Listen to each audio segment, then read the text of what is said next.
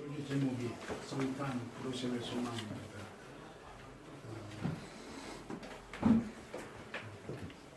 성경 본문을 마태복음, 누가복음, 에베소서 해가지고 헷갈리시는 분이 많았습니다. 금년에 책을 많이 읽었는데 그 중에 이제 집중적으로 읽은 쪽이 이 책입니다.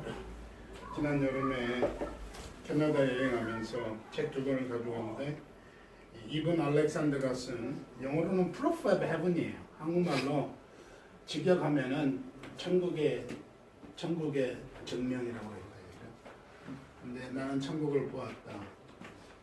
이게 하버드 신경외과 의사가 7일 만에 뇌사 상태에서 임사체험, 죽음을 체험하고 돌아와서 그리고 쓴 책인데 이 사람은 원래 크리스찬이 아니었어요.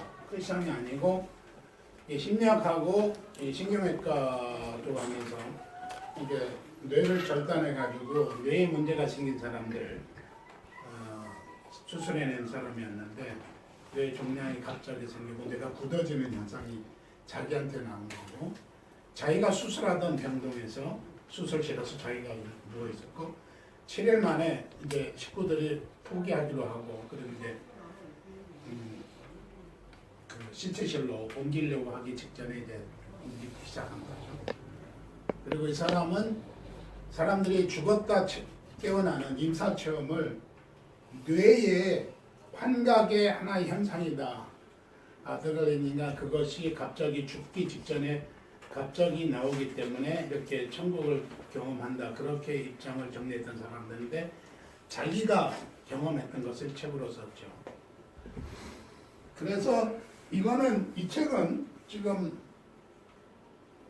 무슨 책이냐면은 안 믿는 사람의 책이기 때문에 용어가 굉장히 기독교적인 용어를 쓰질 않았어요. 그리고 제가 주변에 알고 있는 사람들, 임사체험에 있는 사람들하고 내용은 똑같아요.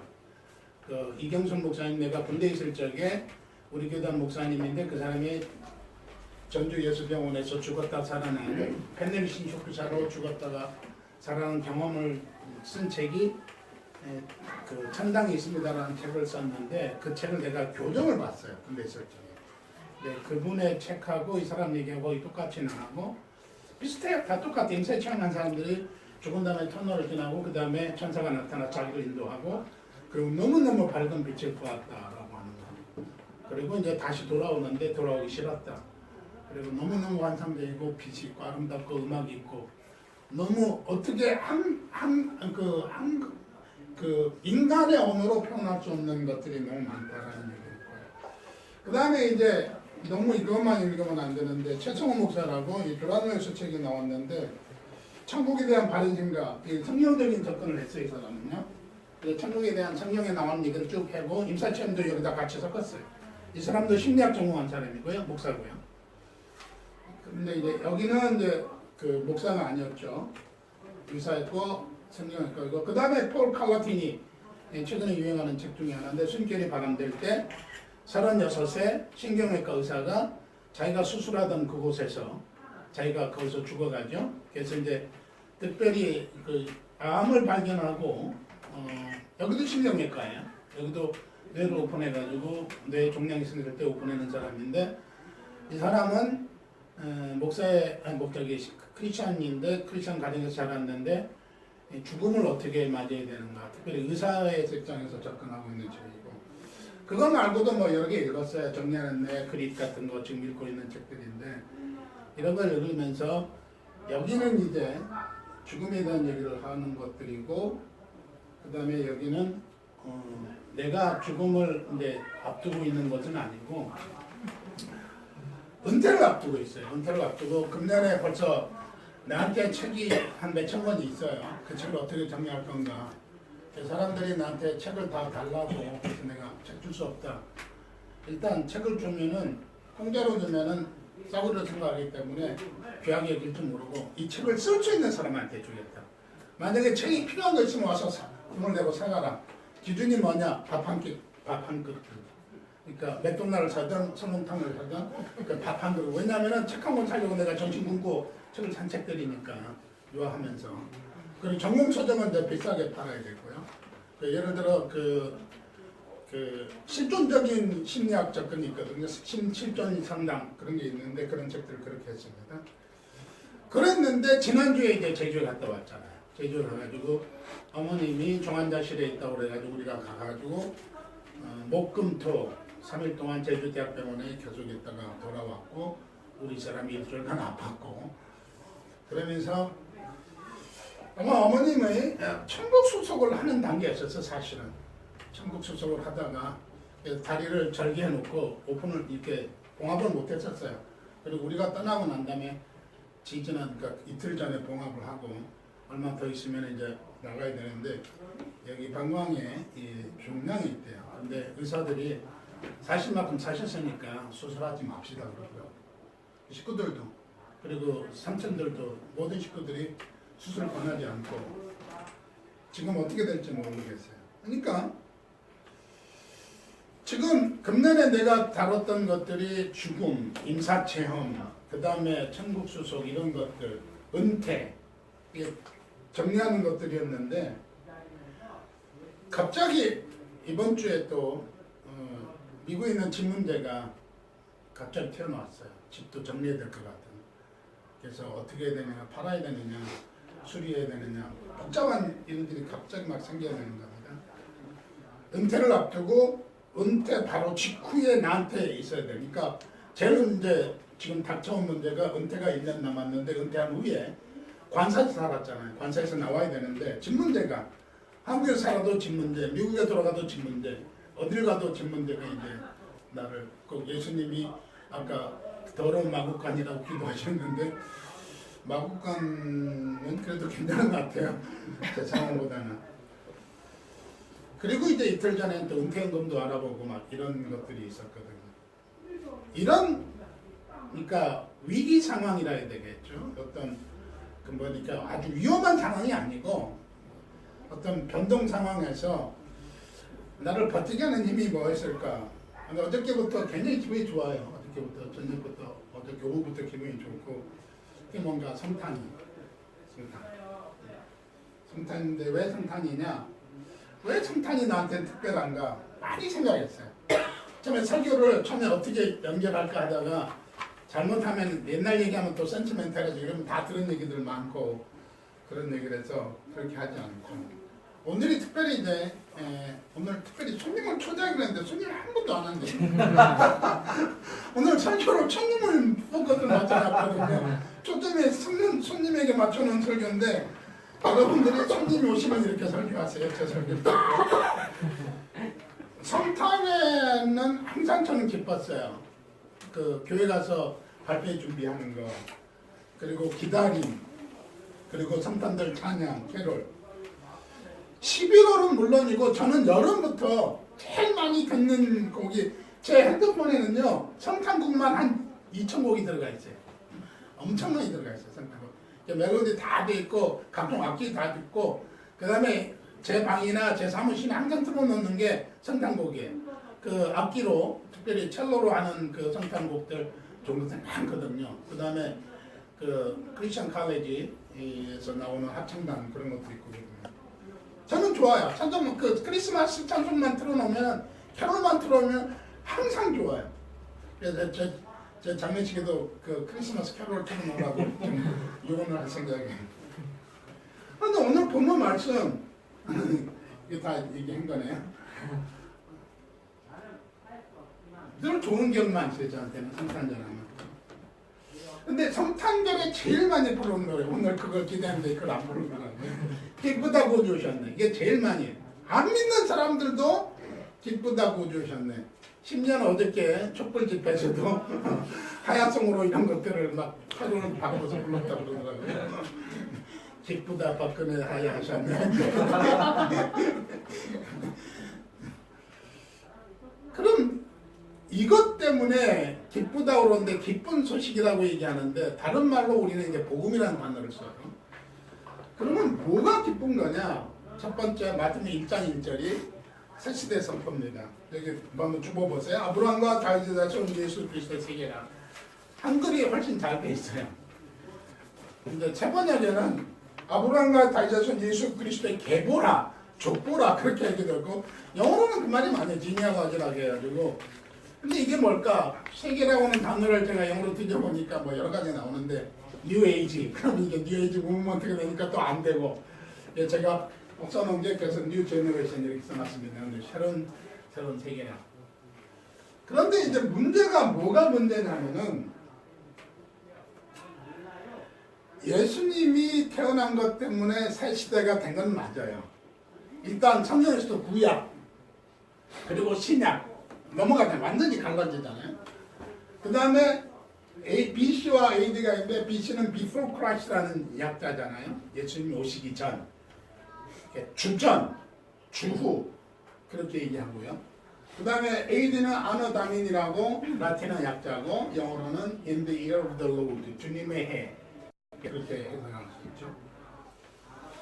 성탄을 그래서 보라 지금은 은혜 받을 만한 때요. 보라 지금은 구원의 날에 들어오다. 그렇게 하고 이제 선포합니다. 성탄에 선포가 나오는데 그런 모습이 그렇게 나와 있는 거예요. 그 다음에 여러분 결혼한 남자를 우리는 뭐라 불렀냐면 신랑이라고 부르고 결혼한 여자는 신부라고 얘기합니다.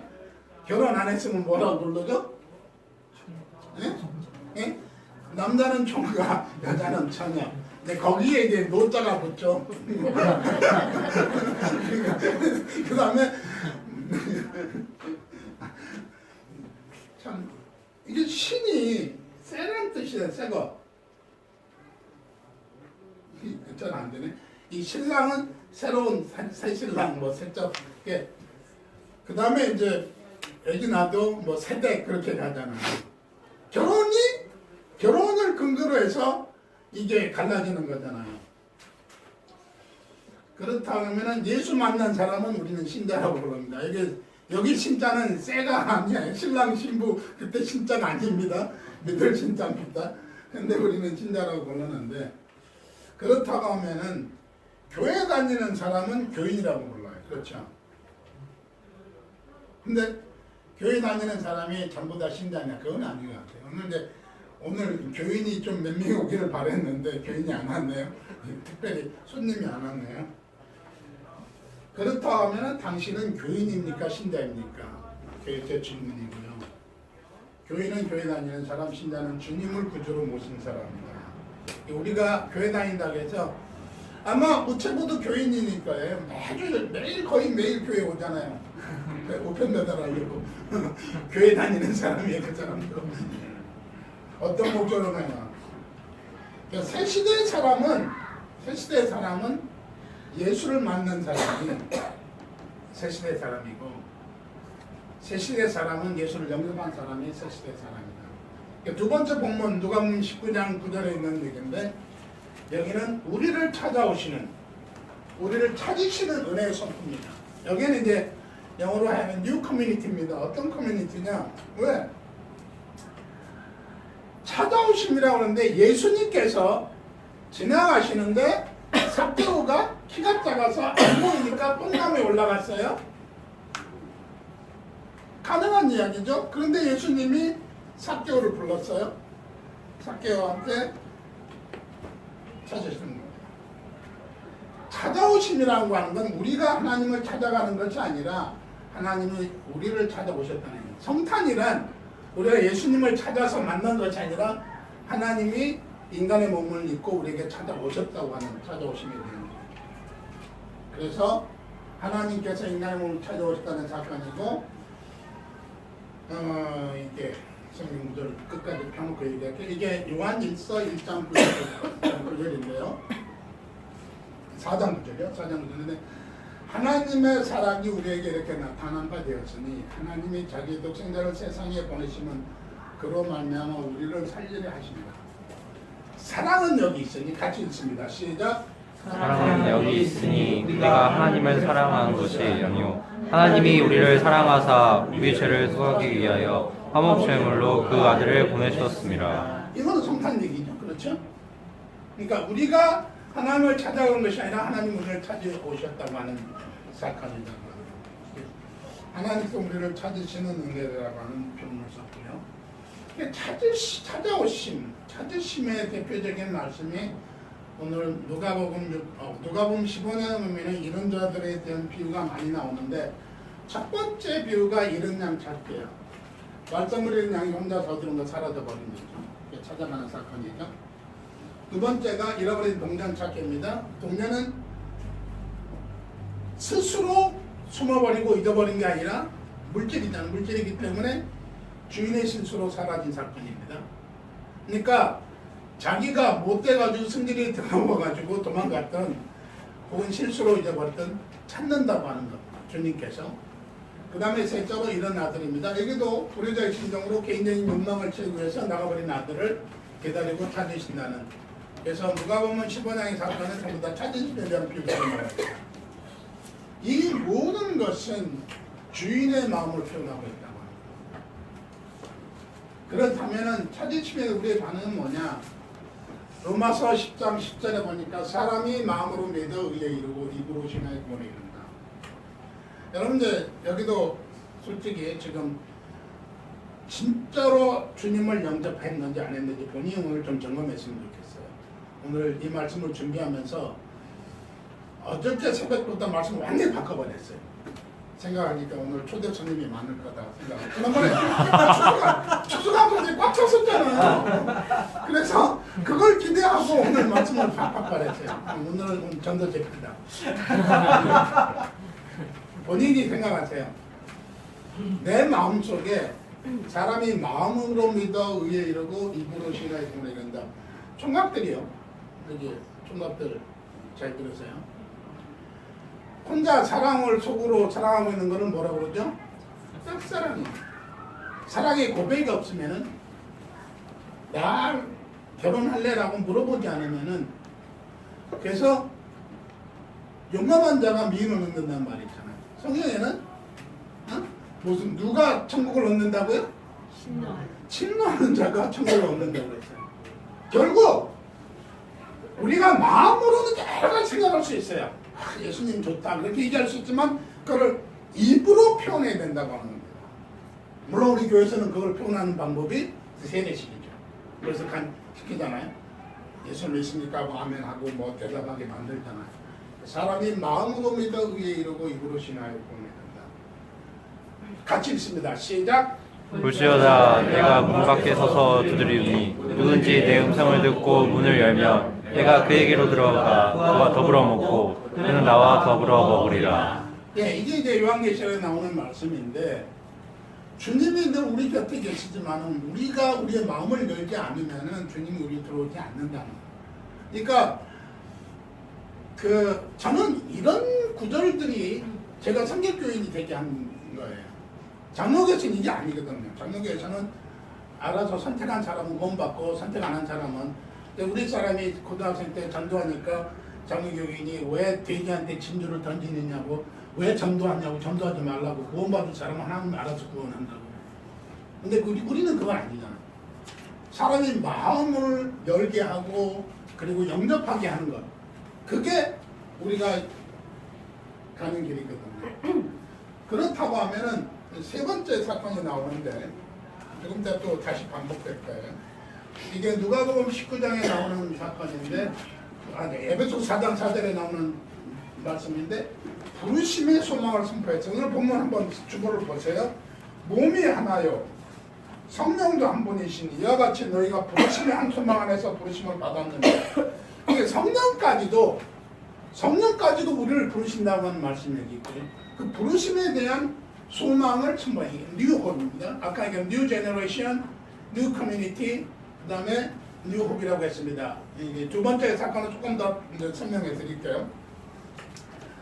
그렇다고 하면은 부르심에 대한 즉 초청인데 무슨 사건이 나오냐면은 구원의 초대입니다. 성탄절은 예수님이 오신 건데 오늘 에베소 4장 4절에 보면 성령까지도 우리를 부르신다고 하는 말씀이 있고요. 그 다음에 이제 제가 군대에 있을 때 가장 많이 묵상했던 말씀이 이 말씀입니다. 빌립보서 3장 10절 같이 읽습니다. 시작. 내가 이미 얻었다함도 아니요 온전히 이루었다함도 아니라 오직 내가 그리스도 예수께 잡힌 바된 그것을 잡으려고 달려가노라. 예. 그때 제가 신학교를 2월 15일 날 졸업하고 17일 날 이틀 만에 군대 갔어요. 그리고 군종으로 갔기 때문에 7사단 포병 사령부에 배치되어 있는데 한 달간 부대 근무를 내후만 근무를 하라고 교회가 바깥에 있는데, 근데 이제 우리 인상이가 2주만 있다가 빨리 내보내주더라고요. 자기 아들 때문에 그래가지고. 근데 밤에 보초 서는 사병들 한 1시쯤에 커피 들고 딱 돌면요, 그 사람들 뿅 가요. 새벽 1시에 보초 서고 있는데 커피 한 잔 따라서 추운 겨울에 가는데 그걸 자기 고백 다 얘기하거든요. 근데 보초는 조용하게 해야 되는데 둔드런둔 얘기하는 거죠, 나하고. 그 초소에서. 그때 얻은 게 뭐냐면은 이 말씀은 묵상을 많이 했어요. 네, 신학교 졸업하고 가니까 거기 있는 사람들이 나를 예수님 동생 취급하더라고요. 그리고 아까 얘기했던 박경수 목사님이 전전진 목사님이었어요. 그리고 죽었다 살아나신 분이니까 배는 게 없는 사람이에요. 아무나 막 안 세우고 또 안 세우면 막 일어나고 난리가 났어요. 그리고 제가 갔을 적에도 성결교회 전도사님 오셨다고 막 중산 그 부인이 아기가 아프다면 병원에 안 가고 나한테 데려가요. 기도해달라고 기도해주면 또 일어나요. 도대체 이게 뭐냐. 내가 원래 은사 능력이 있는 사람이 아닌데. 그래서 기도하면서 내가 이미 얻은 거 아닙니다. 온전히 이런 것도 아닙니다. 나는 지금 신학교 졸업해가지고 갓 졸업해가지고 군대 갔는데 이제 성경 있는 거 조금 알았고 설교하는 거 조금 배웠는데 나는 정말로 그리스도에 잡힌 바 된 저것 내가 잡고 싶다. 그게 제 소망이었거든요. 14절에 보면은 표대를 향하여 그리스도 예수 안에서 하나님이 부르신 부름의 상을 위하여 달려간다. 자, 에베소서 4장 4절에 부름의 상이라는 단어가 나오는데 빌립보서 여기 3장 14절에 부르신 부름의 상을 위하여 달려간다. 이게 우리를 부르시는, 우리를 찾으시는 성탄의 목적이 아닙니다. 이 말씀은 새신자들한테는 못합니다. 여기 있는 말씀은. 여러분, 이때까지 무엇을 잡으려고 쫓아왔어요? 그래서 아침에 우리 사람이랑 얘기하면서 아직도 부름의 상을 위해서 쫓아가느냐.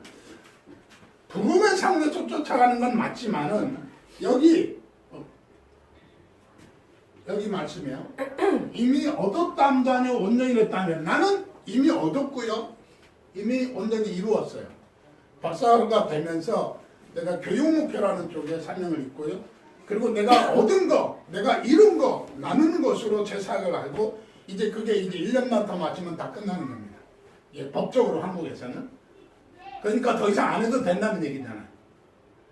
그러나 아직도 내게는 부르신 부름의 상을 향해 달려가는데 우리 사람이랑 어떻게도 얘기하는 겁니다. 무슨 얘기를 하냐면 우리 어디로 갈까? 평생에 저희가 살아온, 우리 부부가 살아온 거는요. 첫 번째 우리를 부른 대로 가 있어요. 첫 번째 부른 대로. 내가 그렇게 생각하면서 안 목사님하고 나하고 특별히 그 약수동 교회 같이 있을 뻔했었어요.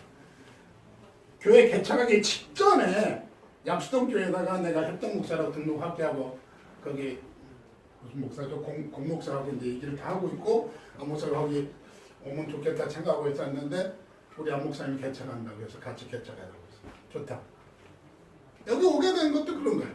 항상 나를 처음 불러주는데 군대 제대할 때쯤에 바로 제도 직전에 유정일 목사님이 국회에다 개척하자. 개척했어요.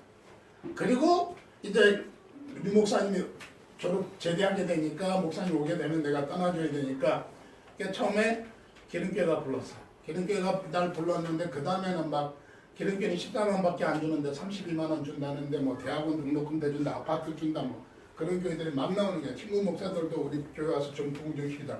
그런데 다 거절했어요. 왜? 첫 번째 부른 교회. 가장 가난한 교회. 14만 원 받고. 그래 미국 가가지고 고생한 이유 중에 하나가 내가 큰 교회 갔었으면은 그렇게까지는 고생 안 했어. 그리고 미국에서 공부하다가 첫 번째 부른 교회 산호세가 있고 산호세에서 있다가 첫 번째 부른 교회 청해공부로 왔고 그렇게 첫 번째로 제가 책상하는데 우리 사람은 어떻게든 은퇴하고 첫 번째 부른 대로 간다. 근데 벌써 이미 불렀어요 사실은. 왜? 잘리 목사가 자기가 비전해주고 집을 줄 테니까 인도네시아로 와라. 그래서 거기에는 가겠다. 가지만은 5년 동안 살 수는 없어요. 왜냐면 비자를 그렇게 안 주거든요. 그러니까 3개월 비자, 3개월 비자. 그럼 왔다 갔다 해야 되거든요. 그러나 지금 한국에서도 그럼 나를 쓰겠다고 부르는 데가 어디냐? 부름의 상이 어디냐? 그래서 나한테 대한 부름은 뭐냐? 제가 고민하고 있는 것들이고 아까 얘기했던 이런 책들을 제가 소개하는 것도 정리하는, 인생을 정리하는 의미에서. 그런데 성탄은 부르심의 소망이고 부르심의 상을 향해서 출발하는 날, 이것이 성탄이라는 얘기예요. 그럼 삭개 얘기로 돌아가 볼게요. 삭개의 이야기는 지금 얘기했던 거 세 가지가 다 있어요. 첫 번째 뉴 제너레이션이라고 했죠, 새 시대. 두 번째 뭐예요? 네? 뉴 커뮤니티라고 했죠, 새로운 공동체로 은혜의 자리로 불러들였죠. 그 다음에 세 번째가 부름의 상. 얘기했는데 왜 이게 맞느냐? 삭개오는 부자라고 성경에 있어요. 나중에 누가 보면 19년 한번 다시 읽어보세요. 삭개오 자체는 재정적으로 능력 있는 사람인데 세일을 했기 때문에 소외된 자예요. 부자이지만 소외된 자였는데 사라에서 왕따당한 사람인데 주님께서 다시 믿음의 공동체로 불러주시고 결국 그는 이때까지 살았던 세상에서 새로운 삶으로 변하게, 새로운 삶으로 넘어가는 거죠. 그 다음에 삭개오를 처음에 찾아오셨다고 그랬고 부르셨다고 그랬는데 집에 가겠다고 공동체로 부르시는 겁니다. 너 집에 가서 저녁 먹자. 다른 사람들이 수군거렸죠. 왜 죄인의 집에 가느냐? 예수님이 정말로 하나님의 아들이라면은 죄인인 거 모르냐, 세린 거 모르냐, 다 아시지만 죄인을 부르시고 소외된 자를 부르시는. 그러니까 내가 연약한데도 나를 부르시는. 제가 좋아하는 찬송가 중에 하나가 그거잖아요. 내 모습 이대로 날 봐도 없어서.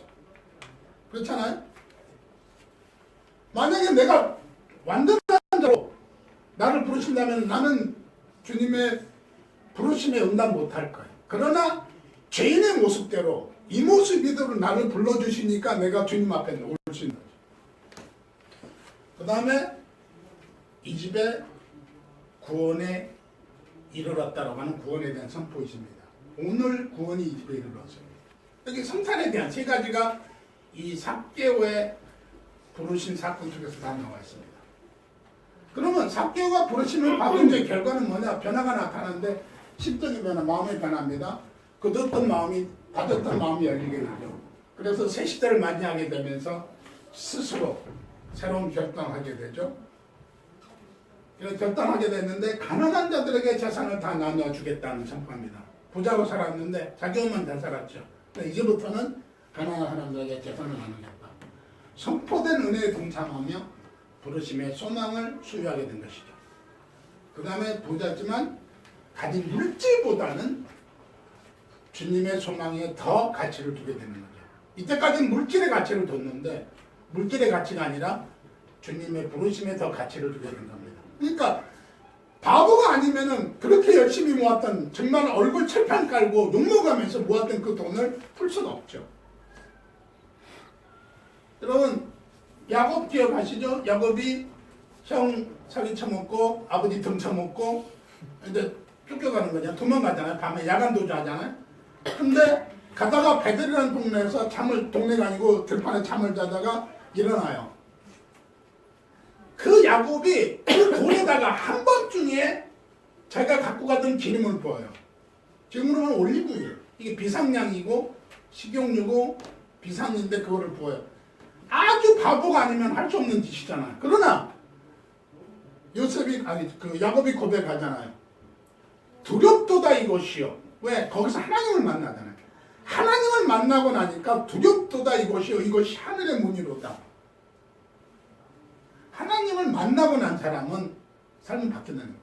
정말로 예수님을 만나고 나니까 자기가 그렇게 추구했던 그 돈이 문제가 아니고 그 돈보다 주님과의 소망 그리고 구원이 더 가치가 있다고 생각하고 부자지만 물질을 포기하는 거잖아요.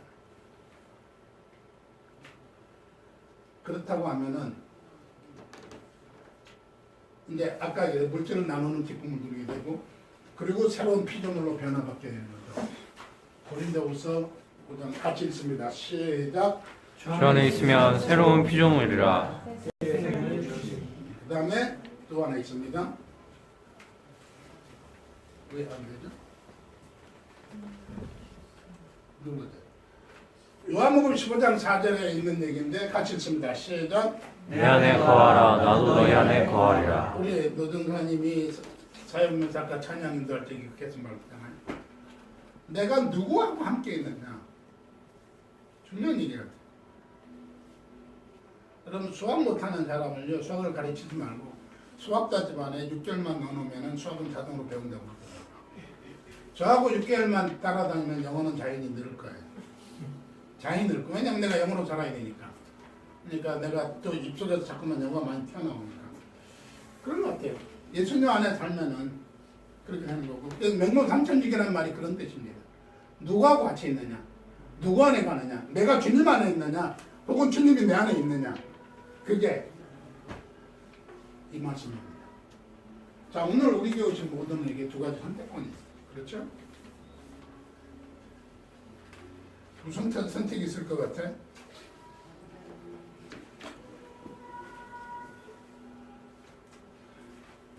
예수님을 구주로 영접하고 하나님의 백성으로 천국 시민으로 살 수 있는 그런 사람이 될 것인가, 아니면은 거부하고 소외되고 희망이 없이 절망 속에 패망할 것인가. 본인들이 정해야 돼요. 본인이 정해야 되고, 여러분 진짜로 나는 예수님 만났다, 나는 주 안에 있다, 주가 내 안에 있다 고백할 수 있느냐 이거예요. 그렇게 살면은 이렇게 연약하게 살지는 않아요. 자신감 있게 살아요. 자, 어떻게 읽을 것인가? 실패라고 적고 성공하는 사람들은 도전이라고 읽어요. 그렇죠? 근데 성공하지 못하는 사람들은 끝이라고 읽어요. 그래서 성공하는 사람들은 실패라는 단어가 없어요. 도전이 있을 겁니다. 교인이라고 적고 우리는 신자라고 읽습니다. 그러나 세상 사람들은 교회 다니는 사람이라고 읽습니다. 그렇죠? 신자로 적고 우리는 천국 시민이라고 읽습니다. 여러분, 교회 다니는 사람이 아니면 천국 시민이에요. 주님께서 오신 이유가 우리는 천국 시민으로 부르신 거잖아요. 우리는 나는 성탄자로 오신 예수를 구주로 영접했습니다. 요한복음 1장 12절 말씀 여러분 외우세요? 한번 같이 외워보죠. 영접하는 자, 곧 그 이름을 믿는 자들에게는 하나님의 자녀가 되는 권세를 주셨으니 이는 혈통으로나 육정으로나 사람의 뜻으로 나지 않냐고 하나님의 뜻으로 난 것입니다. 여러분 요한복음 1장 12절 말씀은 평생 외우세요. 오늘 밤에 죽어서 하나님 앞에 산다면 천국에 들어갈 수 있어요? 내가 은퇴를 앞두고 이 많은 죽음에 대한 책들을 읽으면서 내가 소망하는 천국은 뭔가? 저는 아직 육체적으로는 건강해요. 헌혈을 했는데 아직도 이제 지난주에 헌혈 그 결과 보고 왔는데 아직도 피가 말짱해요. 그래서 죽음을 준비하는 건 아니에요. 사실 은퇴를 준비하고 있죠. 그러나 죽음은 어떻게 닥쳐올지 모르잖아요. 오늘 밤에 죽는다면 나는 천국에 들어갈 수 있느냐? 묻고 싶어요. 전체에게. 하나님이 만약에 우리를 천국에 들여보내주신다면 왜 들여보내주시느냐? 그에 대한 대답이 있어요? 금년은 이제 마지막 주일이잖아요. 오늘이. 주일로는 마지막 주일이죠. 그거는 우리가 훌륭해서가 아니라 하나님의 자녀이기 때문에.